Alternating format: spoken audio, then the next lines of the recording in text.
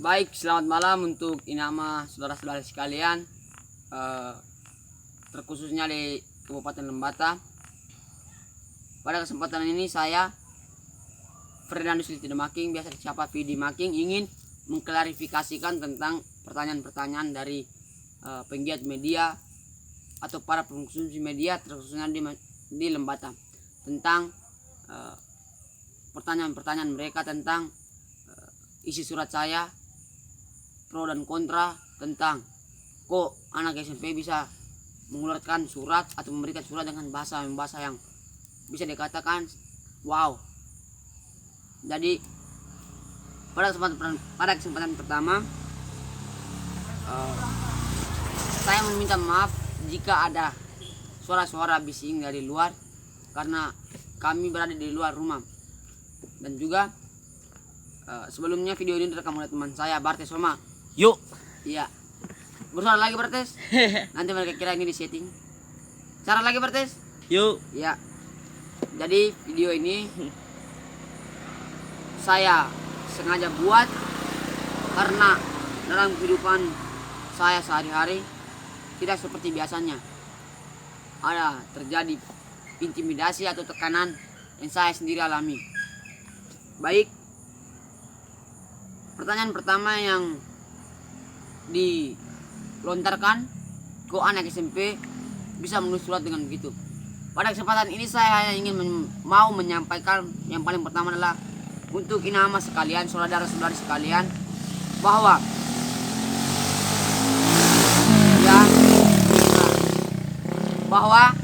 tidak selamanya anak SMP hanya memikirkan tentang tugas sekolah ataupun hal-hal yang setara dengan umurnya, misalkan percintaan begitu, karena masa SMP bisa dikatakan awal dari masa puber. Untuk perlu inama saudara-saudari ketahui bahwa saya sendiri sering mengikuti kegiatan-kegiatan ekstrakurikuler di sekolah, misalnya pramuka yang dimana mendidik karakter saya, dan juga tambahan-tambahan di luar sekolah, komunitas di luar sekolah.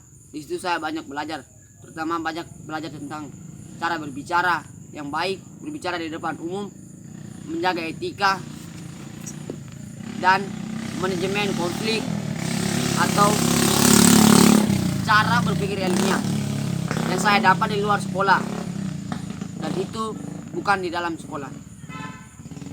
Jadi alasan yang paling mendasar adalah saya sering mengikuti komunitas sehingga saya banyak tahu tentang hal-hal di luar sana ataupun cara penggunaan bahasa saya ketika saya memberikan surat kepada Bapak Presiden. Dan juga yang perlu saya tekankan bahwa anak muda zaman sekarang, siapa yang tidak tahu tentang masalah Lembata, karena akses media sekarang sudah terlalu mudah untuk dimiliki atau diakses oleh anak-anak seumuran saya. Bahkan anak-anak TK pun sudah bisa mengakses media sosial untuk bisa melihat perkembangan setiap harinya. Jadi masalah Lembata, terkhususnya masyarakat Lembata, ketika ada suatu masalah begitu selalu euforia ataupun bisa dikatakan budaya melata, dan mereka berbondong-bondong untuk melakukan postingan-postingan, berlomba memposting sesuatu yang bisa dikatakan bahwa mereka hanya ikut campur ketika masalah itu sudah wow. Jadi saya ingin mengklarifikasikan bahwa isi surat saya itu murni dari saya sendiri tanpa ada interogasi atau paksaan dari pihak lain, bahkan orang tua saya sendiri, karena bapak saya adalah ASN atau PNS, dan bapak saya sudah dipanggil beberapa hari yang lalu oleh pihak-pihak yang sebetulnya bisa dikatakan tidak bertanggung jawab. Karena alasan apa mereka memanggil bapak saya? Mereka mencurigai bahwa orang di belakang saya adalah bapak saya. Tapi bisa saya katakan bahwa jujur saya ketika pulang sekolah ataupun waktu libur ini, saya bangun pagi melakukan kegiatan-kegiatan biasa rumahan, dan saya langsung keluar rumah, dan biasanya pulang jam 8 atau 10 malam. Jadi jujur saya sering untuk berinteraksi dengan bapak saya jarang, karena memang saya sering di luar rumah mengikuti kegiatan-kegiatan kemanusiaan ataupun kegiatan-kegiatan sosial dan juga organisasi. Jadi pada kesempatan pertama tadi sudah saya katakan bahwa tidak ada orang di belakang saya, dan tidak selamanya bahwa anak SMP hanya memikirkan tentang hal-hal yang setara dengan usianya. Yang berikut tentang pertanyaan di luar sana mengenai kecurigaan mereka tentang video, bahwa video yang pada saat saya memberikan surat itu adalah video yang disetting. Jadi perlu Inamas, saudara-saudara sekalian tahu bahwa video itu memang direkam oleh teman atau abang saya sesama komunitas dari desa saya, komunitas Gempar, Gerakan Muda Peduli Alam Raya. Alasan saya menyuruh abang saya untuk merekam saya adalah sebagai arsip saya atau sebagai simpanan saya, bahwa saya pernah bertemu dengan Bapak Presiden dan saya pernah memberikan surat keluhan tentang masyarakat Lembata yang bisa saja saya lihat ketika saya ingin melihatnya, atau saya merindukan untuk melihat video itu. Dari video itu saya minta oleh abang saya dan rekam oleh menggunakan HP Oppo yang lokasinya bertepatan di Desa Waipukang, Kecamatan Iliape Timur, Iliape, yang lokasinya di antara pasar sekolah Waipukang dan tempat fotokopian di Waipukang. Jadi berada pada tengah-tengah. Alasan saya memilih lokasi itu karena memang jalan atau akses jalannya itu masih sangat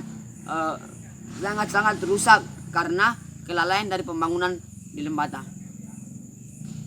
Yang berikut tentang mengapa saya mengangkat masalah-masalah berupa BBM, pembangunan yang tidak merata, koruptor Awulolong, dan juga kerusakan bangunan di Hadekewa ataupun di Merdeka. Jadi yang paling pertama adalah BBM. Masyarakat Lembata, siapa yang tidak tahu antrian panjang di Lewu Leba, karena para pengguna atau para pengendara motor banyak berbaris atau mengantri minyak di Lewu Leba untuk bisa mendapatkan kebutuhan minyak sehari-hari. Tetapi yang perlu Inamas saudara-saudara ketahui bahwa saya sendiri juga ikut dalam kegiatan mengantri minyak untuk alasan saya untuk membeli HP saya, tetapi HP saya juga sudah dicuri. Dan jadi Inamas saudara-saudara sekalian ketahui bahwa jarak antara desa saya ke Lewu tidak sangatlah jauh, dan bisa saja untuk saya ke Lewu Leba. Yang berikutnya tentang akses jalan yang kurang merata. Jadi ya Inaman minta maaf. Jadi ketika saya umpamakan begini, ketika Inamas saudara-saudari sekalian turun ke jalan yang rusak dan sebelumnya Inamas sekalian belum mengalami itu, pasti ada niatan atau rasa dari dalam diri bahwa jalan ini kenapa rusak sekali seperti begini, kenapa tidak diperbaiki. Itu pasti ada rasa dari Inamas saudara-saudari sekalian, dan itu menjadi alasan saya untuk bisa menulis surat meminta bantuan atau meminta bagaimana Bapak Presiden menindaklanjuti isi surat saya. Dan jujur isi surat saya mengenai masalah-masalah di Lembata ataupun kekurangan-kekurangan di Lembata yang belum disentuh oleh pemerintah ataupun belum diselesaikan oleh pemerintah. Jadi rusaknya jalan di Lembata ataupun akses jalan di Lembata masih sangat buruk. Contohnya di Atadei ataupun Pantai Selatan ataupun Kelaman Lera di Kecamatan Nagawutung. Itu aksesnya jalannya masih sangat minim. Dan kenapa saya mengatakan begitu, karena memang saya sendiri pernah ke Atadei juga, Kelaman Lera dan sebagainya. Dan perlu saya bandingkan antara jalan ke Iliape dan juga jalan ke Hadekewa ataupun ke Kecamatan Lewatukan, karena memang jalannya sangat buruk ke Iliape, sedangkan jalan ke Hadekewa sangat bagus. Ada pembatas jalannya juga meluas sampai ke fondasinya, Saya mengatakan bukan berarti saya iri, tetapi karena memang pembangunan yang sangat merata yang bisa dikatakan bahwa dipilih kasih begitu. Karena fondasi di jalan Hadikewa sangat besar dan aspalnya sangat merata. Tetapi jalan ke Ilya Ape fondasinya memang besar, jalannya kecil, dan jalannya juga habis belum sampai pada akhir fondasi tersebut. Dan pada saat teman-teman atau nama saudara-saudara sekalian dari Luleba, pasti nama saudara kalian sangat kaget melihat perbandingan antara dua jalan tersebut. Tepatnya di pertigaan Hadikewa, bisa dikatakan begitu. Yang berikutnya tentang masalah koruptor Aulolong. Dan menjadi alasan pertama saya tadi bahwa siapa yang tidak bisa mengakses media dan siapa juga yang tidak tahu tentang masalah-masalah Lembata, karena memang masyarakat Lembata ya sudah saya katakan seperti tadi bahwa mereka akan berlomba-lomba memposting atau membuat sesuatu yang sebenarnya itu hanya ikut-ikutan supaya tren bisa dikenal orang bahwa wow, orang ini keren. Jadi alasan itu bisa saya kaitkan dengan masalah di perusahaan mangrove di Merdeka. Itu karena memang dari komunitas sayanya sendiri atau komunitas dari teman-teman kami pernah mendukung pihak kejaksaan untuk segera menindaklanjuti tentang kerusakan mangrove, dan sempat kami memberikan keras bunga. Jadi saya sendiri tahu betul, bukan tidak tahu betul, tapi saya tahu tentang masalahnya, bahwa sedang di Lembata sedang ada terjadi begini. Saya juga dibantu dengan media, khususnya di Facebook, meskipun moderasi, tapi kami bisa membaca tentang berita-berita tersebut. Baik, yang berikutnya tentang surat saya. Surat saya ditulis pertama pada hari ini, dan besok seperti besoknya presiden datang, hari ini malam ini saya tulis.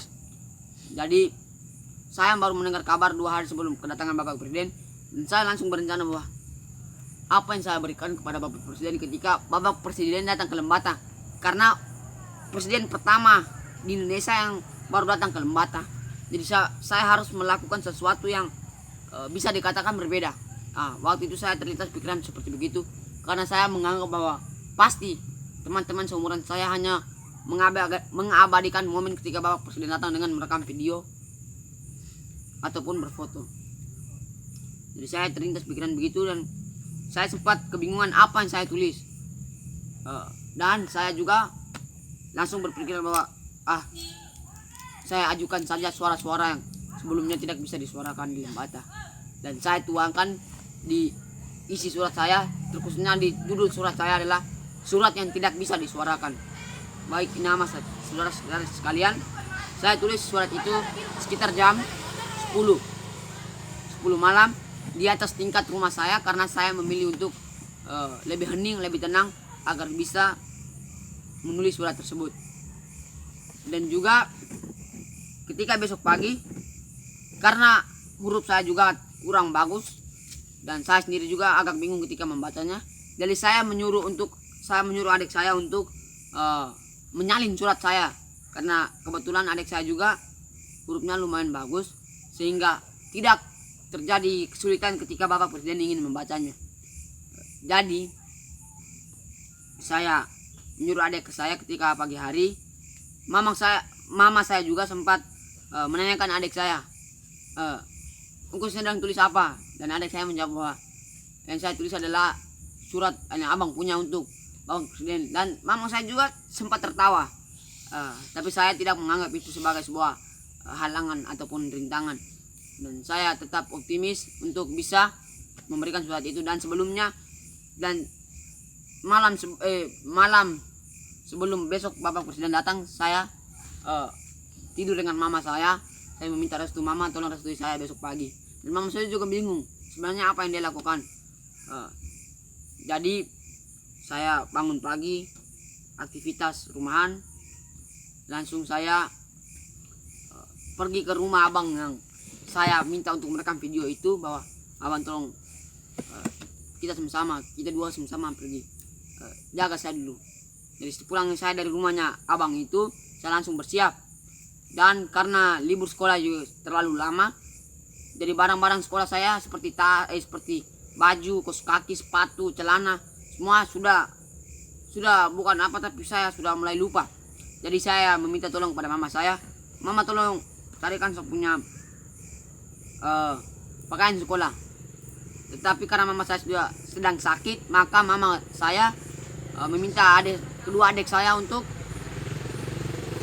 membantu saya untuk mencari pakaian saya tersebut. Dan meskipun dengan kaos kaki yang berbeda-beda, dengan kaos kaki yang karetnya sudah hancur semua, meski dan diikat oleh karet, saya juga tetap daripada terlambat lebih baik saya siap bergegas untuk bersiap. Saya bersiap dan meminta restu dari mama saya Bensa, dan saya pun berangkat ke lokasi di tepatnya di mana saya mau memberikan surat tadi. Jadi begini dulu klarifikasi tentang video saya, karena saya merasa tertekan dengan kehidupan saya sehari-hari yang tidak seperti biasanya. Dengan orang tua saya juga diinterogasi dan sepertinya tidak tenang, maka ini yang membuat niatan saya untuk membuat video ini, mengklarifikasi tentang pertanyaan-pertanyaan ataupun keraguan-keraguan dari penggiat media. Dan bisa saya katakan bahwa apa yang Inama saudara-saudari sekalian komen ataupun berikan pertanyaan-pertanyaan, dan kenapa Inama saudara sekalian bisa melihat video saya yang viral, itu karena media. Jadi saya melakukan atau menulis surat itu karena saya melihatnya semuanya di media.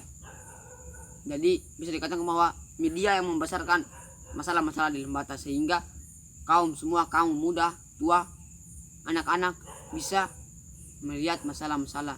Jadi masalah di Lembata tidak menjadi suatu masalah yang sembunyi, dan bisa dikatakan bahwa masalah-masalah di Lembata adalah masalah-masalah yang sudah menjadi vulgar atau transparan. Jadi sekian dari video saya. Terima kasih untuk saudara-saudara sekalian yang sudah menonton, dan semoga dengan video ini tidak ada lagi pertanyaan-pertanyaan dari saudara-saudara sekalian mengenai keraguan-keraguan saudara-saudara sekalian, dan juga pertanyaan-pertanyaan. Jadi sampai di sini dulu. Semoga segala aktivitas ataupun segala rencana untuk membangun Lembata bisa dimudahkan dan diridhoi oleh Tuhan sesuai dengan ajaran agama kita masing-masing. Baik, hanya ini saja dulu.